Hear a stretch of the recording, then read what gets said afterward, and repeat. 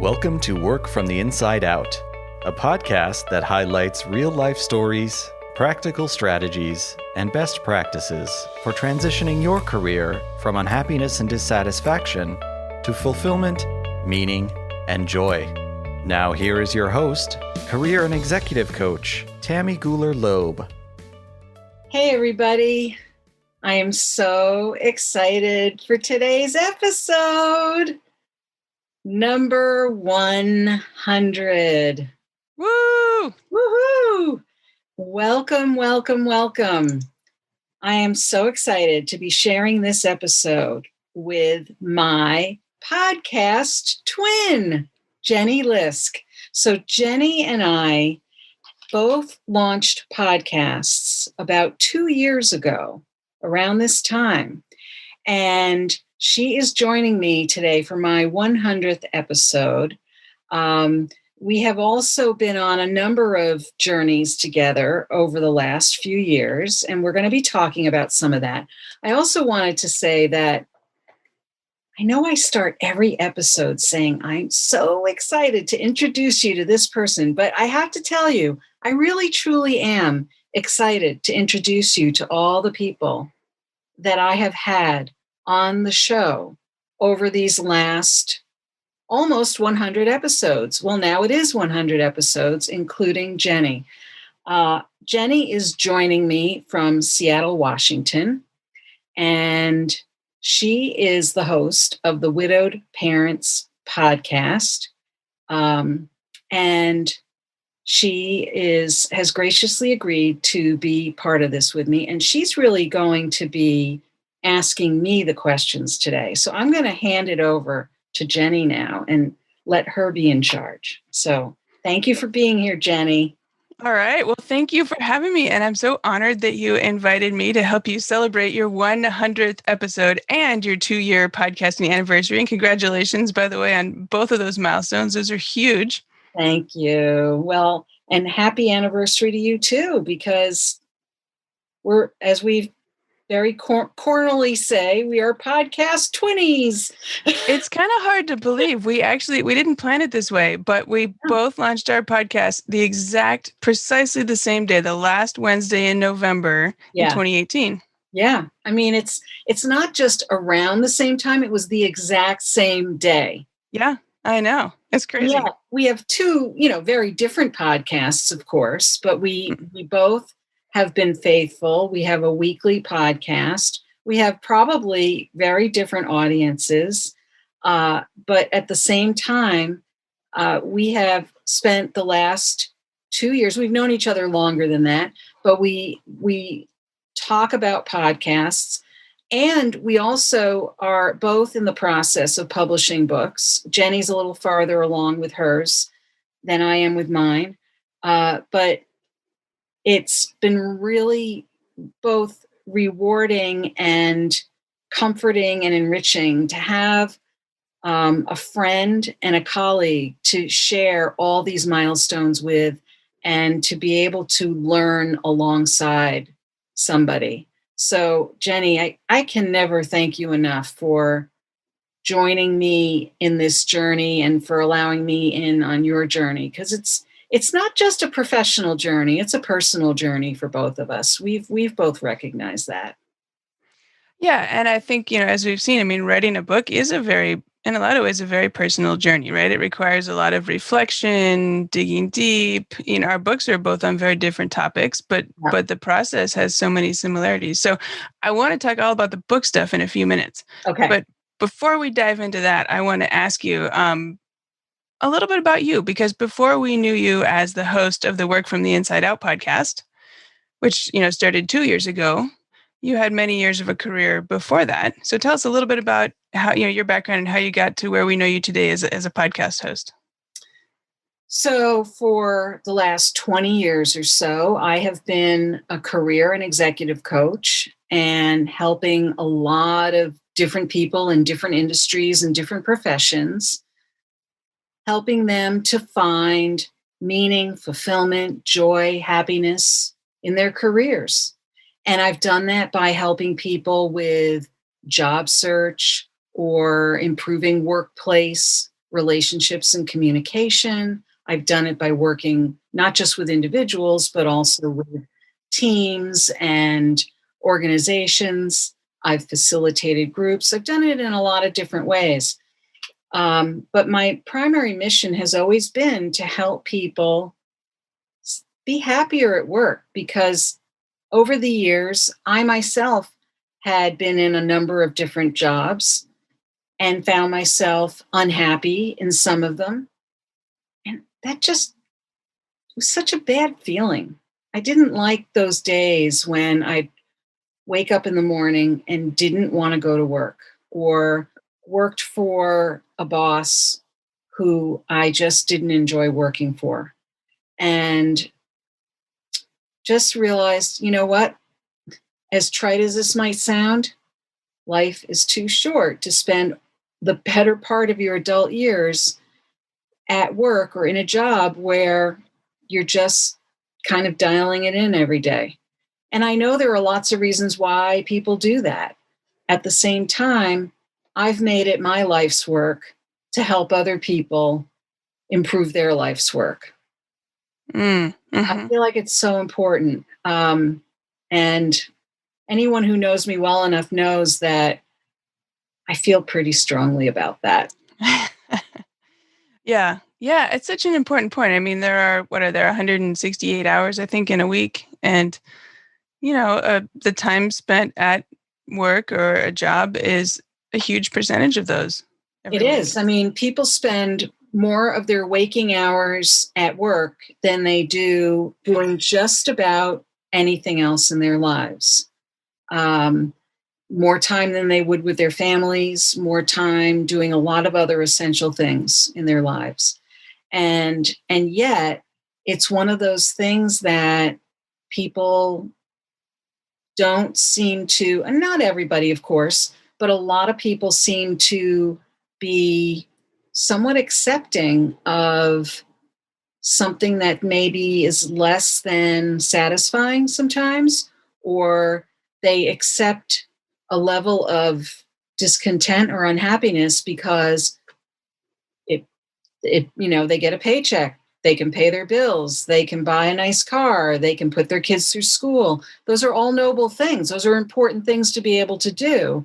However, what I have used the podcast to do, Work from the Inside Out, is to showcase stories of people who've made a variety of career transitions to go from something that maybe was less satisfying at some point to find a more fulfilling pathway in their careers and still be able to take care of all the things that people worry about, like the bills, the practical things in life.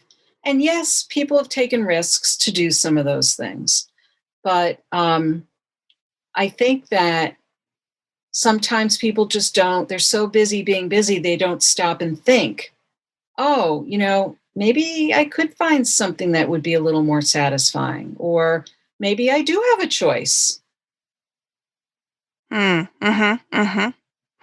I was thinking a little bit about the name of your show, Work from the Inside Out, and it's a catchy name. Yeah. And it's a great name for a podcast. Can you tell us what it means or why you chose that name? Yeah. So I think back to a lot of us when we were young kids, and maybe we were good at something, or somebody influential in our lives, maybe a parent or a teacher or an influential adult might have said, you're really good at this, or you're good at that. You should become thus and such. So, for example, my brother was, a very bright guy, still is bright guy. And we had some doctors in the family, and there were a number of family members who would say, you're good in math and science, you should become a doctor. And, so for the holidays, he would be given gifts like the model of the Invisible Man and, and chemistry sets and things, No one was giving me those gifts, I'll tell you that. Um, but you start, and sure enough, he went off to college and he majored in science and was starting to think about med school. And he ended up not going to med school for a whole variety of reasons. But I think that, you grow up with these ideas being planted, in your mind, and you go on this pathway. And then at some point you realize, wait a minute, is that really what I want? Or is that just what everyone told me I should be or should do? Now, I'm not saying that was exactly what happened with my brother. I'm just using him as an example because I witnessed it. But I have had clients, for example, who were told, oh, you're so good in math, you should become an engineer or an accountant. And they wake up one day, they're 38, 40, 45 years old, and they say, you know what? I hate this. Well, that was because they were doing work from the outside going in. They weren't looking inside and saying, what do I really want? What really would make me happy? They weren't having that conversation with themselves. They were taking a lot of those external inputs. Oh, well, this one says this, that one says that, or, oh, look at all these people out there making a good living at this profession. I should go do that. Or I'm good at that. Everyone says I'm good at it. I should go do this. Well, I always tell people, well, I'm really good at cleaning toilets. Should I do that for a living? I don't think so. I checked with my inside on that, and I said, no. So, so that's really what it means. It just means think about it. Take a look in the mirror. Take a little time to reflect and check in with yourself. I think this is often true, at least in American culture. I think it's true in other cultures too, because I've talked to people in other countries pretty extensively. And I think there's a lot of heavy influence in terms of the expectations that our parents or elders might put on us in terms of what they expect us to do growing up, or, moving towards adulthood. And so those influences play a very heavy role in terms of how we go about what it means to go to work, or what our parents did. What were our role models for work growing up? So the role models that I had for work were my parents. My father was a school psychologist for over 30 years. My mother was the social services director of a nursing home. Both of my parents worked in, very people-oriented, helping professions. And they encouraged both my brother and I to pursue things that meant something to us. So I felt like I was raised in a home where it was very much of an inside out kind of feeling that, really think about what you want for yourself and what's going to make you happy. But there really was this sort of service oriented kind of atmosphere at home. And so it's no surprise that I ended up where I'm at. So I think I was raised with examples also of parents who liked their work and really enjoyed going to work every day. Not everybody had that. Some people had role models of parents who went to work, came home at the end of the day, and once they got inside the house, basically said, glad that's over with. And if that's your introduction to what it means to go to work, that's really what you start to internalize. Yeah. Well, and so I'm thinking about, you've had, 99 shows prior to this one, and each show you have a guest. Mm-hmm. And I think if there's a common theme maybe throughout your guests, each one has made some kind of shift or pivot in their career based on some kind of reassessment of, I'm sure you can describe this better than I can. Can you tell us kind of what is that kind of through line? Yeah. Well, one thing I will say is when I started the podcast, I really was projecting quite a bit. I thought that I was going to be interviewing all these people who had experienced some level of deep unhappiness or misery in prior jobs or careers, and that had something to do with the pivots that they made or the changes they made in their careers. And boy, was I wrong. Hmm. I really thought, because I had really gone through some real serious unhappy times. And most of the people I've interviewed did not make transitions from a place of deep distress or unhappiness, which is, I just think is interesting. I'm still kind of wondering why that is. Because in my coaching practice, I do receive clients who, are, some of whom are really, really deeply unhappy. Not all of them, but a good percentage. And so the through threads, I think, in terms of the people I've interviewed, are, it's really quite interesting. First of all, the things that triggered them to make a transition. Some of them were very subtle transitions, and some were more dramatic transitions. So it's not the same for everyone. But there are a couple of things that I would say are common amongst almost all of them. One is they all seem to have a level of openness and curiosity to what might show up in front of them. Hmm. They were definitely open to what's possible in the most open way possible. So a real sense of wonder and curiosity. And maybe those are the people I'm attracting to interview. Maybe that's why they weren't that miserable to begin with. I don't know. But definitely curiosity and a willingness, out of that curiosity, a willingness to some degree to even step into some unknown territory a little bit, but with a sense of why they were doing it. They weren't just saying, oh, I'll just do this. It was a sense of, I'm not exactly sure what I'm stepping into or exactly why. I just know I need to do this, almost an instinctual kind of move, and knowing that they were ready for a change. So there's a self-knowledge of a readiness for change, and then a natural curiosity, a natural sense of wonder, so to speak. Some of the people I interviewed were quite young, in their 20s. And you say, wow, a career change in your 20s? Yeah, some of them were really quite young and making some significant changes. And significant, of course, is all relative. It's in the eye of the beholder. Some of them were quite a bit older. So those were a couple of key themes that I noticed in terms of what I would say is true for almost everyone I've interviewed.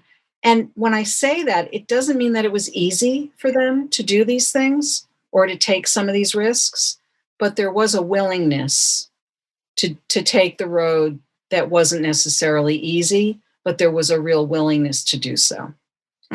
What have you learned or observed? Are there some ways that people can cultivate that curiosity or expand, be open to expanding ideas and their thought process around these kinds of things? So I think you almost have to take a little bit of a step back first and ask yourself a couple of questions. One of them is why?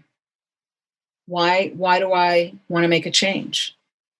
Why am I even contemplating this? And what? So I would start with the why,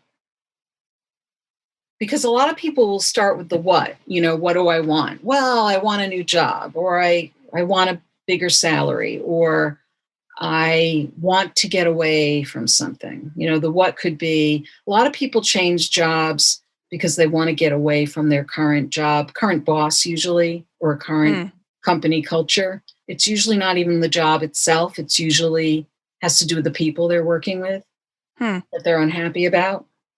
And I'm generalizing, but there's plenty of data that demonstrates this. These are the things that really impact employee engagement. So I think that if you can answer the question of why do I want to make this change? What's important about making this change? What's important to me? That's going to drive the what's. That's going to drive the things that you start aiming for. So if you say, for example, and this comes true with a lot of my clients, if they are saying, I need to get out of my job, I might say, why? Because my boss doesn't treat me nicely, or I'm really tired of working for the same salary for the last 5 years. Well, why is that important? Well, I want to feel more valued at work, or I want to feel like the contributions I'm making really make a difference. Oh, so then your next step needs to look like something where you're in an organizational culture where people's contributions are valued. How do you find that? Well, if you work with someone like me, we'll work on finding that. Yeah. It's not easy, but it can be done. But rather than just saying, I just want another job, that's a what? I just want another job. Well, just wanting another job or saying, oh, I got to change industries, or I'm going to go work for that other shiny company across the street with the greener grass. Don't kid yourself. There are plenty of those other bosses like you just had over there too. So, unless you know for sure that the company culture is far better across the street, take a moment and really think about what you really want for yourself, and then think about what you need to learn and gather in order to get there. And get help doing it. And I'm not saying it has to be a coach, but I think that these are important factors to consider when you are thinking about making some sort of a change. Now, that's making a change based on being unhappy. But I think, though, that can also apply to a situation where maybe you're not unhappy, but you're just simply ready for a change. A lot of the people I've interviewed on the podcast told me, I wasn't unhappy where I was. I just really was ready for something else. And what I found is that most people would say they were ready to grow in another direction, or they were ready for a level of growth they knew they weren't going to get where they were. So, one of the things you mentioned that was really interesting a moment ago, you talked about getting help, and that, it could be a coach or it could maybe not be a coach. And right. I've heard you talk about how the professional connections that we make, or that we could or should think about making, can be really helpful in this whole process. Can you talk a little bit about why are connections critical, and how, does that mean networking and standing there passing out business cards, or what do you mean when you're talking about how important our connections are to this whole process of thinking about our jobs? So I always say relationships make the world go round. And if anyone listening to this thinks about how did you get your last job, or how did you meet your partner or spouse, or how did you meet one of your best friends or closest friends, or meet somebody who means something to you, chances are you were introduced to them through some other connection, through some other, what's a connection? It's a person. Mm-hmm. Yeah. It's a person. So, and it's when you really unpack that, you begin to realize if you had not been at a certain place, at a certain time, on a certain day, you wouldn't have met a certain person who then down the road introduced you to somebody else, who then introduced you to somebody else, who then introduced you to somebody else, or who it's uncanny how often that happens. This is how people find their next opportunity. But it's not just about opportunities, it's information. So it's not about going to a big event and handing out business cards. In fact, that's usually a big waste of time. It's and I really do mean to boil this down to something very simple, because people overcomplicate this for themselves, or they say, I'm an introvert, I don't like to do this, I hate small talk. A lot of people hate small talk. We're not talking about small talk here. What we're really talking about is doing research. When you're in a position to try to find your next move, whatever that is, whether you're looking for your next job or you're looking for a new car mechanic, whatever, you need something. You need a new resource in your life. Mm-hmm. What do you do? Like if you need a new car mechanic, right? What do? You start asking people, right? Who do you use, right? Yeah. Right. Because it feels so much better than like just opening do we have the yellow pages anymore? No, Google, right? Googling. Go to Google or right. And so what do we do? We network to find our car mechanic, but people don't call it networking. They just think they're asking around. Well, guess what networking is? Yeah. It's asking around. Now, granted, it's more targeted. However, really what networking is asking for information, showing interest in somebody else's experience. So what was your experience with that car mechanic? Did you go back to them? Would you go back to them again? How many different cars did you bring to them? So, that sounds very simplistic, but if you expand that and you start asking other people, I'm thinking about making a move. How do you like the company you work in? Or do you know anyone who works in this arena or that arena? I'd love to chat with them.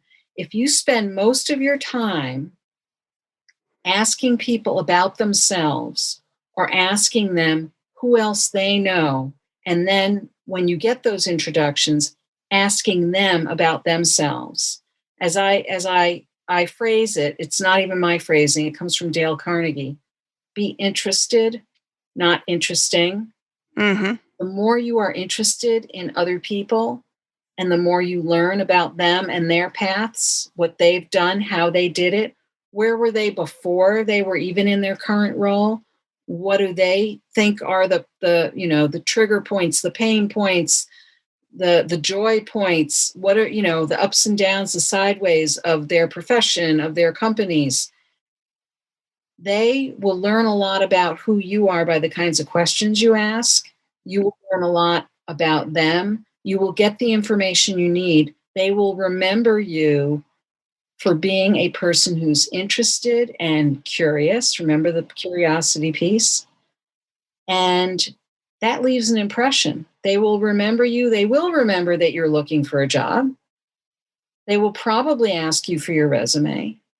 And next thing you know, your phone will start ringing. But you got to be patient with it. And you probably have to talk to a lot of people, a lot, especially in this market. A lot of people. But your job isn't to put yourself out there and tell everybody, help me, I'm looking for a job. It's more, hey, tell me about you. And then tell me about you and you and you and you. And if you keep doing that, your phone will ring and someone's going to tell you about a position that you would have never found otherwise. You mentioned that it can be about job searching, but it can be about other professional connections as well. And I can't help but think as you're talking about this, even like as an example, how you and I met. Yeah. So, I mean, for my previous job, I had to get project management certification hours. So I was listening to project management podcasts. And I heard Dory Clark being interviewed on a podcast. Well, she was promoting her new book at the time, Stand Out, which led to me, learning about Dory's work, getting involved and joining something she's got going on. Because of Dory, I met Robbie Samuels. Because of Robbie, I met you. Right. right? So there's like, what, 3 hops right there. And then I should just say, because of you, I met Faye Wu. And because of Faye, I met Joanna Penn, who's involved in the writing world. And because of her, I met another guy in the writing world. And because of him and his information, I stumbled across a tremendously interesting book, which has been so helpful in my writing process. And that's like, I don't know, 7 or 8 hops away by now. But it's like you said, by being open and curious and following that rabbit hole. Yeah. There you Yeah. go. It's true. And, I don't know if it, we can, we would have met in the recognized expert community through Dory's community. We must have joined around the same time. But I joined before I did. Oh, okay. So, we were both in there, but I think we really did meet in that mastermind group we did with Robbie. Mm-hmm. Yeah. And then we both did our podcasts, and then we stayed in Robbie's group, I think. And then I invited you to the group that Faye runs. Right. Yeah. So can you talk a little bit about then that process of having a long-term collaborator? I mean, it's an interesting process, right? We're in different spaces. Yeah. Topics, different audiences or niches. And yet, we're both podcasting, we're both writing books, we're both creating content. We meet every other week in the group that Faye has. And can you talk a little bit about, because I think people listening might be curious, like, how does it work? Like, well, we call ourselves book buddies, but I think the formal term is writing accountability partner. But like, what does that mean, or how does that work? Well, it works really well. That's how it works. I mean, for people who might be thinking, well, Right. I should meet some people that I could work on interesting professional things with. Yeah. Well, actually, you and I have been in a number of groups together. We also did another little mastermind group together with some other women for a while. Yep. Mm-hmm. So we're just groupies, I guess. we're just groupaholics. No. Well, I think one thing that really works well is we're both very committed to supporting one another. And I think, again, I have to say, I think that we both believe in what the other person's doing. I have a tremendous respect for the work that you're doing, the writing that you're doing, what you are trying to bring into the world. I have a good understanding of that. I also, have seen it develop over time, and I have a deep appreciation for that. And want to see it all, succeed. I think it is already. And yet what I also appreciate is your background as a project manager, and knowing that I'm not a project manager. What I mean by that is you have strengths and knowledge and insights that would be very useful to me. And I would like to think that I have knowledge and strengths and insights that would be useful to you. Obviously, you absolutely must think so, because we keep meeting every week. We talk every week now. But how it works is we commit to meeting once a week, and we're both busy people. It's not like, we have nothing else to do. We make the commitment because we're both very committed to our projects. But I think we also realize that there's tremendous value that it gives us. How it works is it also gives us a touch point by which, when I know that I'm going to be meeting with you, I know that I have this touch point by which I want to be able to report to you what progress I've made with my book. I also, if I've hit any difficult points, or I have maybe questions or things I've been pondering about it, you know what I've been thinking about all along with it. And so I don't have to start all the way at the beginning with you. Yeah. I can have a conversation with you and say, you know what I was thinking about a couple of weeks ago with that? Well, here's where I'm thinking about it now. And I'm wondering, what do you think about this? I'm safe with you. I totally trust your opinion, that you can reflect back and say, well, here's what I remember you telling me a few weeks ago. Now, thinking about it this way, that's an interesting perspective. You also have a good memory, which is helpful.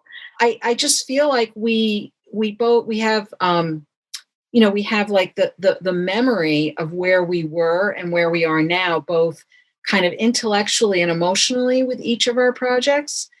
And so we can reflect back. We also, I think, have enough trust between us that if we need to hold up the mirror in front of each other's face and say, okay, it's time for you to look in the mirror and tell yourself, enough is enough, or I know you can do this, or I expect you to get this done by such and such a date. And it's a tough love thing. It's not it's not a heavy-handed thing. But I think what works is a blend of both providing some structure and order and consistency. I think the consistency with which we meet, but also there is a level of flexibility, like if one of us is running late or we have to reschedule. I mean, I think it's like, I know you're there. Like if I need to text you about something in between, I can.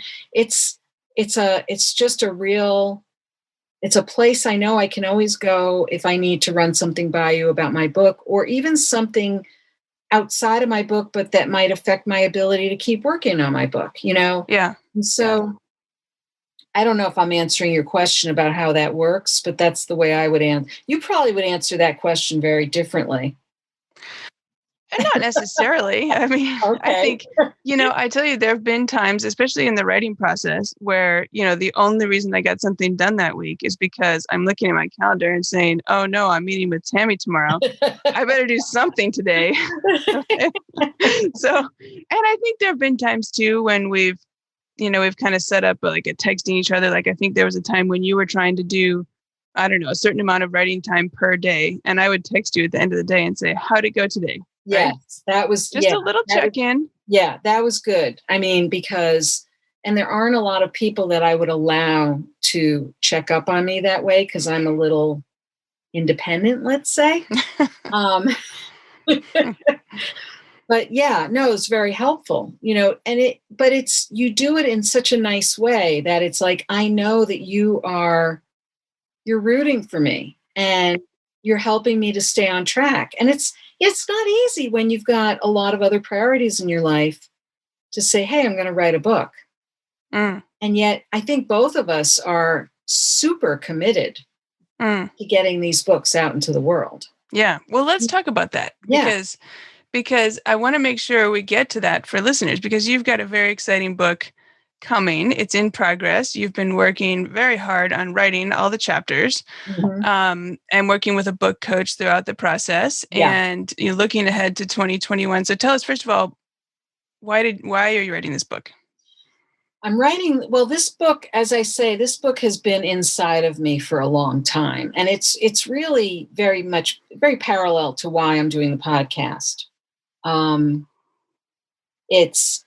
It really draws from the key themes that have emerged in the podcast, and I'm using a lot of the stories from the podcast. So the book is organized by themes that the stories then illustrate, so that basically I'm trying to address and dispel several key themes that seem to emerge when somebody is trying to or contemplating making some kind of significant transition, whether it's in their career or their life, whether it's, it could be a career transition, or they're thinking about maybe transitioning into like a semi-retirement kind of situation. And sometimes people find themselves getting to that stuck point, or they try to talk themselves out of it. But if they could see that there's some good examples out there of other people who have overcome certain barriers, or who have gone beyond all the reasoning that you might put in front of you to stop you in your tracks, those are the stories I'm telling, and the chapters are based on those themes. So, Well, give us an example of a yeah, couple of themes. What do you mean? sure. So one of the themes, one of the chapters is titled "It's Never Too Late," and so Interesting. actually in that chapter, I tell 3 different stories. Most of the chapters are only 2 stories, but in this chapter, I tell 3 stories. One is from one of my podcast guests, one is from a former client, and one is from a cousin of mine. And most of the stories in the book are from podcast guests, but in this particular case, I really had some great stories. And I'll tell you that this quick one is a cousin of mine who had been a teacher and then became a guidance counselor. And then in her late 40s, while she was still working as a guidance counselor, she decided to go to law school. Now, she loved her job. She loved what she was doing already. She had raised 2 boys. They were either in college at the time or graduating from college. Her husband was a lawyer. One of her sons, I think, was in law school maybe at the time. She decided to want to go to law school. Funnily enough, her mother, both of her parents had been lawyers. Her mother never practiced law, but her mother had gone to law school, which, I mean, her mother would be like 150 years old now. So you can imagine what it was like for her mother to have gone to law school. She was probably one of only 2 women in the law program back then. But so she went to law school at night, worked during the day, graduated, passed the bar, and then by the age of 50 or so, got her law degree, and then continued to work as a guidance counselor by day, would get out of school every day at 3:00 or so, and then go over to her husband's law office and practice law for a few hours every late afternoon, early evening. And she loved it. And she would do a lot of things like, I think, real estate work and wills and things. She did a lot to help out local friends and organizations. And, she was just a very generous person, and she used those skills to help out a lot of people. And still made time for community organizations she was involved with. But she had there were no financial reasons and even no specific career reasons for her to go to law school, other than she wanted to. Yeah, she loved learning and she wanted to do it. So she did it. I think a lot of people, even someone in her situation, might have said, "Oh, it's too late. I couldn't possibly do it." And she just didn't see any reason not to. I'll tell you one other quick one. This is a friend of mine who lives locally here. Actually, she was a podcast guest. Her children and my daughter went to elementary school together. So this was something I witnessed firsthand. And once I started the podcast, I decided I had to have her on the podcast. So she, around the age of 40 or so, she had been home raising kids for a few years, but prior to that had a master's degree, had worked in learning and development in HR for many years, and decided at some point when her kids were young that she would become a birth doula. So she had been doing that while she was also home with the kids, because it worked in her schedule and all that. She had 3 very active kids she was raising, and then decided she wanted to become a registered nurse. So she's still in the process of raising these 3 very active kids, still working as a birth doula, and needed 2 years worth of prerequisites to go to nursing school. So I think she was around 40. She went back to school, got all her prereqs done, went to nursing school, got her nursing degree, and in her 40s became a registered nurse, went into hospice work, and worked as a nurse in hospice care for over 10 years. Hmm. And then most recently left that work and now has a private practice doing what's called end of life doula work. Mm. Um, Bringing that full circle with her birth yeah, doula work earlier. exactly. So she works with families who are dealing with end of life issues, uses her nursing background to also provide support and assistance to them, but doesn't practice nursing anymore. But, you know, she didn't have to go back to school in her 40s and do all of that. Very interesting interview with her. Hmm. Um, but again, a lot of people would have said, how can I go back to school in my 40s and start, and a physical job like nursing too? Mm. And she was, in the middle of raising 3 kids. Just Yeah. something she had to do, she wanted to do. So, I think that, and the other story is a story of a 58-year-old man who had been a software engineer and decided he wanted to work in the field of affordable housing. Mm. And he was a client of mine. He did a complete career change at that age. So Wow. it's never too late. So that's one of the themes. Another theme is all about fear. The whole chapter is all about fear. Really, the whole book is about how do you face fear. Mm.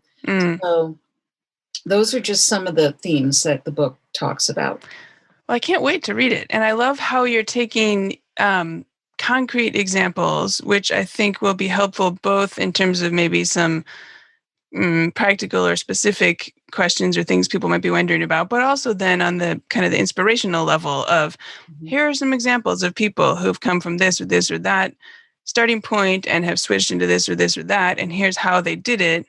And then broken down, like you said, across 10 different themes or 10 Yeah, different objections, not objections, potential roadblocks, I guess you right. might say, Yeah. and seeing and putting that all together and how, as a book, I think that people will really be able to learn from and take inspiration from both. Yeah. I think that it's a book clearly for people who are contemplating a change, but, might be saying, well, how would I possibly do that? Or what kind of inspiration do I need to do that?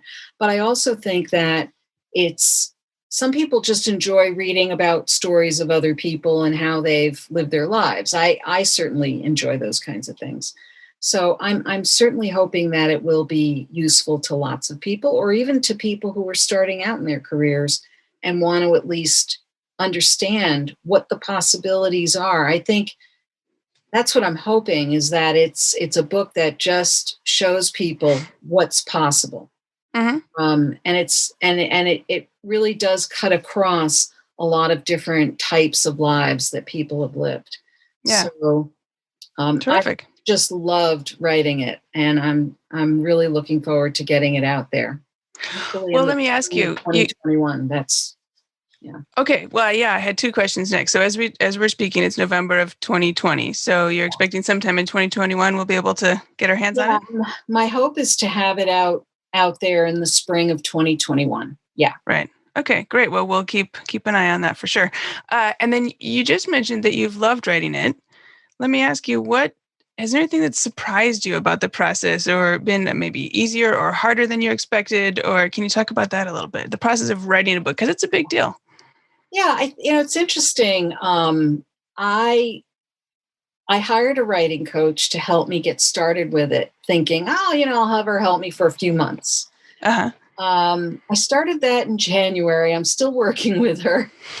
And, she's really helped me discover myself as a writer. I didn't realize how much I needed to learn, not about writing per se, but about myself. Oh, And interesting.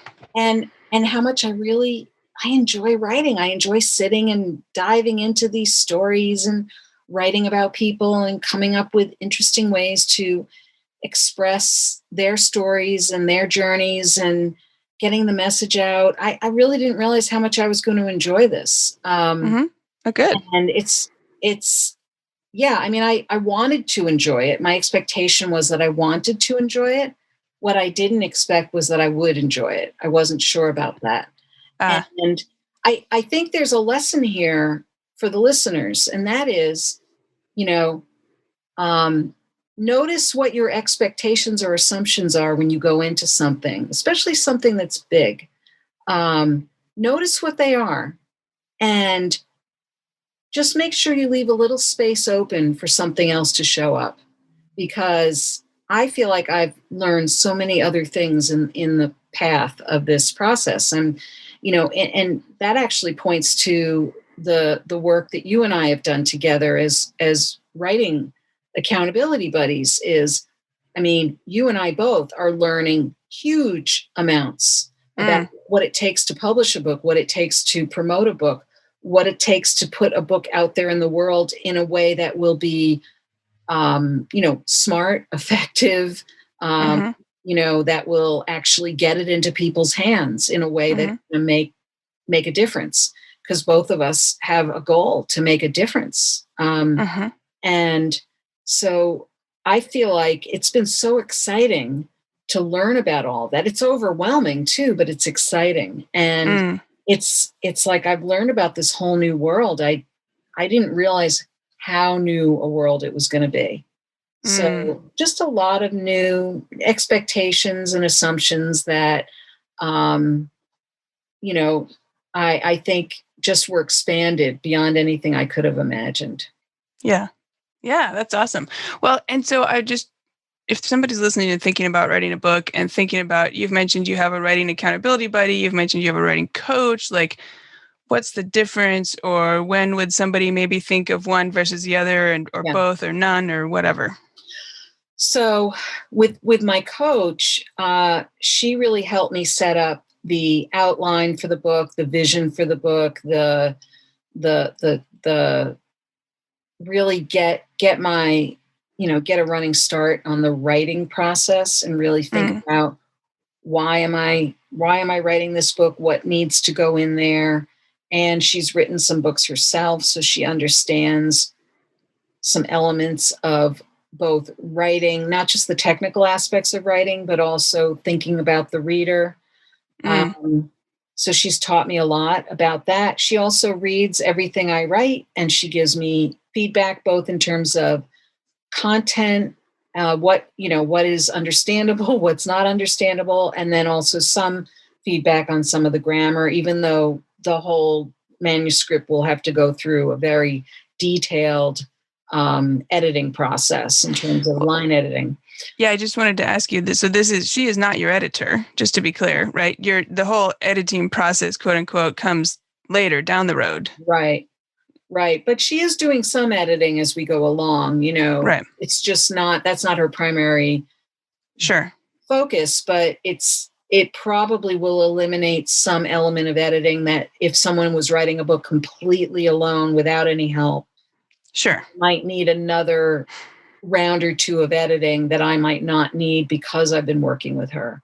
You're going to go into the editing process in better shape, starting that process. Yeah. And how often do you meet with her, and how does that work? I meet with her twice a week for about a half hour each time. We started off meeting once a week for an hour, but I found that I needed the structure to meet with her twice a week. And because if I didn't meet with her twice a week, I probably wouldn't get anything done. That's just my need. That's what I need.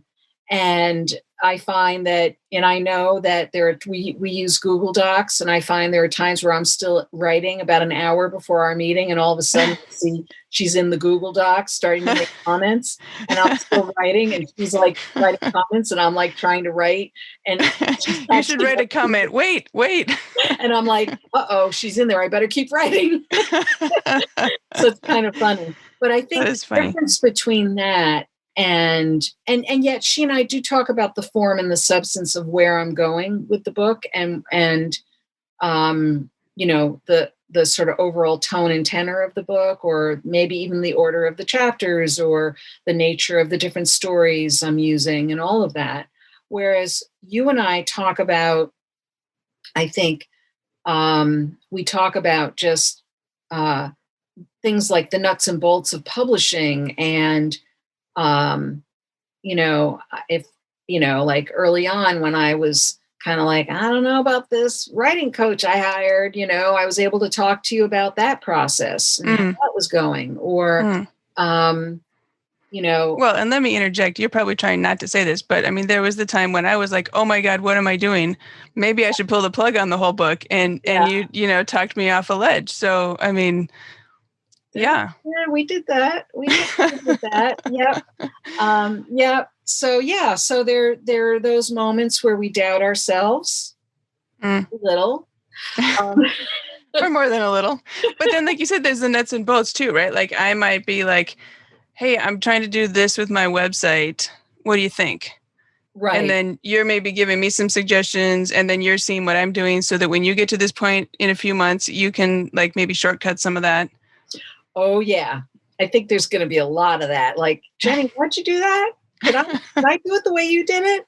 Because look, you have a whole technical background I don't have. So, I mean, I'm learning a lot from you. I don't even make that. There's no secret about that. But then you're showing me things that give me encouragement too, to think I might be able to do some of these things, and you're very patient too, which is really a lovely quality you have. You're very patient with me. So, it's just, we care about each other, Yeah. It's like we both want the best for each other. And, and I know that doesn't give a lot of substance to what we're talking about here necessarily, but it's a key ingredient, because anything having to do with what we're trying to get done. There's always that underlying, just basic, like, I care about you. You can tell me whatever you need to tell me, and we'll work through it. And knowing that I understand what you're trying to get done this week or next week. And I think sometimes we really just talk about, here's what I need to get done this week. And don't let me off the hook. I need to get this done. Or here's the list of things that really are kind of important, and I'm trying to figure out what order they should go in. Or so it's, I think that's the beauty of what we use each other for, is there's so many moving parts to getting a book out there. It's right. Writing that's just step one. Is really, it's just one piece of it. There's so much more to it. And if you're writing a book, you need to know that the writing is really only one part of it. And there's a whole lot more fun to come. Well, and so for people who are listening, I would say, a few years back, when I first started meeting people who were writing books, I had heard of some people who had writing accountability partners. And I thought, oh, that's interesting. Like, I didn't know that was a thing. Yeah. Right. But then I thought, well, when I write a book someday, I don't know, do I need a writing accountability partner? And I thought, I could keep myself on track. I don't think I need it. And so I guess I would say, for anyone thinking about that, well, I was wrong. Like, I think it's turned out to be incredibly helpful in ways I couldn't have even imagined, from the nuts and bolts to the big picture and everything in between.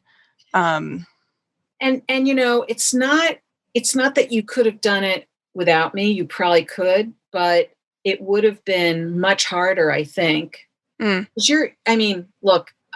you are so super capable on so many levels. You're doing this, you are completely self-publishing. You are doing the amount of research that you have done to figure out how to do all these pieces. You are the expertise that you've developed about what it really takes to do this, and making some really smart decisions along the way. Because you're a very thorough person. So, I'm learning so much. I'm benefiting so much from your thoroughness. And I'm grateful for that. And yet it also helps when you are looking at a number of different options, because you're so thorough. But it also helps because I can be a little skeptical, or I can ask good questions and help bounce ideas around with you sometimes, because you're like a doer. You're going to plow through something, and I might say to you, well, wait a minute. Let's step back a minute and just look at this for a second. And sometimes you'll say to me, yeah, I hadn't thought about that, Mm. and so that's part of what we do for each other, right? Is Hmm. to sort of say, hey, wait a minute, let's stop for a second. Let's think about this.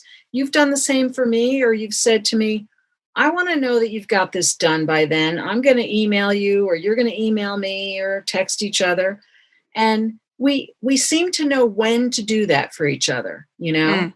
Mm. And I think there's magic in that. Yeah. Yes. So everybody who's listening, who's thinking about writing a book, find yourself an awesome accountability partner.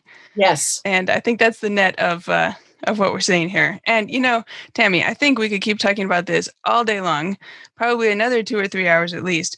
But I don't know if people will stick around that long. So I think this has been such a terrific discussion. Is there something that I haven't asked you that you really wanted to mention? Because okay, this is your 100th episode, your 2-year anniversary.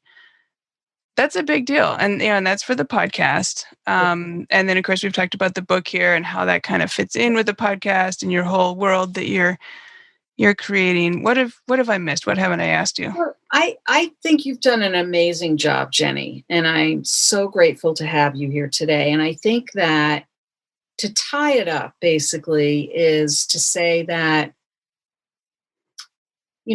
the book is really coming out of the podcast. So it makes sense that we've spent some time talking about the book, and it makes sense that we've talked about our partnership as accountability buddies, because when you're in the process of making a transition, which is, and trying to find what's next for you, trying to find something that's going to be more satisfying and fulfilling and meaningful to you, which is what my greatest wish is for anyone listening to this, is don't do it alone.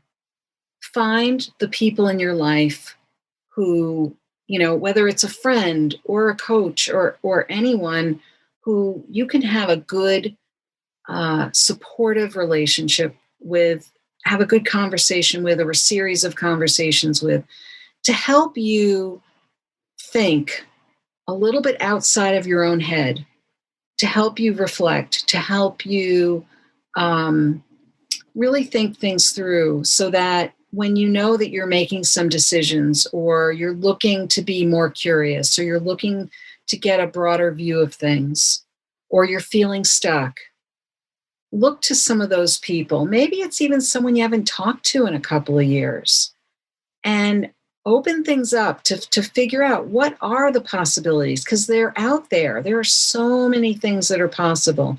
But when you're left to your own devices inside your own head, it's very, very limiting. So that would be something my wish would be for all of you, is to really think about who can help me think about what's possible.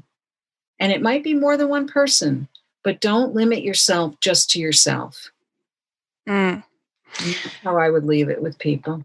Yeah, terrific. Well, and if I could add a much more practical wish, my wish is that everybody will get on your email list so that they can make sure they are in the loop on your book, and they are, in the meantime, are notified about all your new episodes each Wednesday when they come out. And then over 2021, they can be in the loop on, your book and progress and when it's coming out, and ultimately when we can get that pre-order button. Yes. So tell us, how can we get on your email list so we don't miss anything?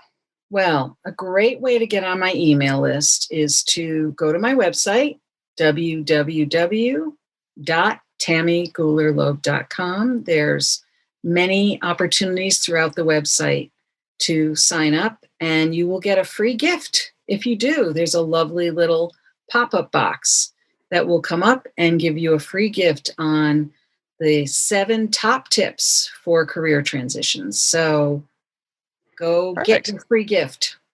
Awesome.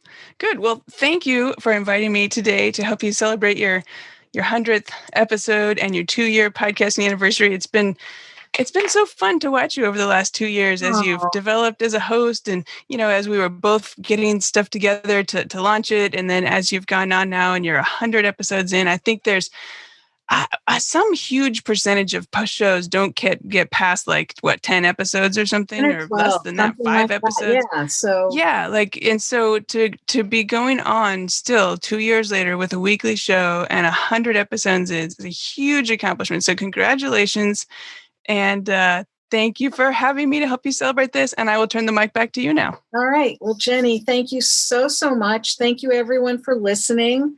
And stay tuned. Next Wednesday, we'll move on with episode 101. Woo! Woohoo! And Jenny, congratulations to you on 2 years. So, thank you. We could have our pretend, bottle of champagne, pop the cork. Woo! Here we go. Never mind that it's morning as we're speaking, but well, in my time zone, not your time zone. But anyway, yeah. All right, we'll have mimosas. All right, perfect. Thank you. Great. All right, talk soon. I hope you enjoyed my conversation with Jenny Lisk. It was so much fun to share my 100th episode with her and talk about our journeys as podcast hosts for the past 2 years and the upcoming publications of our books. I am so grateful to Jenny for her friendship, collegial partnership, and positive encouragement as I have taken on some new projects that are enabling me to reach more people with the messages that speak to my purpose for doing all that I do day to day, year to year. What is your key takeaway from our conversation? If you are interested in any of the resources or links mentioned in today's podcast, you can find them on the blog page of my website at www.tammygoolerloeb.com. Just look for episode 100. Are you thinking about what's next for you in your professional career? Perhaps there was a thought or idea that was sparked by listening to today's podcast. Maybe you're just feeling a little stuck. Get specialized group and individualized support, insights, and accountability from a brilliant mix of professional women in a safe, non-judgmental, creative space. Join one of my small hybrid mastermind coaching groups. We're starting on a rolling basis. You can learn more at https://bit.ly/navigating career change.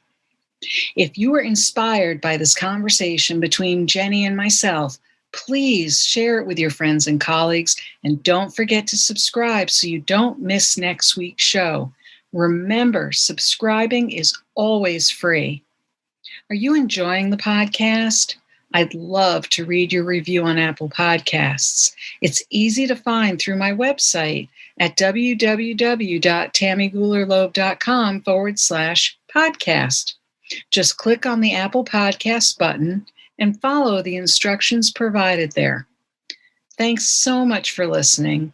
And remember, it's never too late or too impossible to increase your sense of fulfillment and satisfaction in your work and other meaningful activities. Let me know how it's going for you. And who knows, maybe you'll be my next interview on this podcast. Bye for now. Thank you for listening to the Work from the Inside Out podcast. For more information, you can find us at www.workfromtheinsideout.com.